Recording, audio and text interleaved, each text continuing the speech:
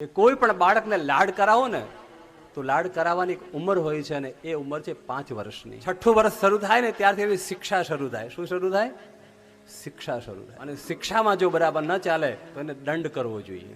દંડ એટલે કઈ મારવાનો વિધાન નથી, પણ એનો કાન પકડીને સહેજ ખેંચવો જોઈએ અને કહેવું જોઈએ કે સાવધાન. પણ આજકાલના મા બાપ તો નહીં અમે જેવું ભોગવ્યું એ ન ભોગવે, એને તો અમારે બધું આપવાનું, બધું આ તું તારે મર, તું મને નહીં માર. જ્યાં સુધી તમારા બાળકોને સંસ્કાર અને સંસ્કૃતિ નહીં આપો અને જ્યાં સુધી શિક્ષણ નહીં આપો, ભણાવજો. 5 વર્ષ સુધી બાળકને લાડ હોય, પછી લાડ બંધ અને શિક્ષા ચાલુ. પછી આમ નહીં, આમ નહીં, આમ બધું જ ફરજિયાત, કોઈ વસ્તુમાં લેટગો નહીં. અને હા, આ ક્યાં સુધી? 14 વર્ષ સુધી.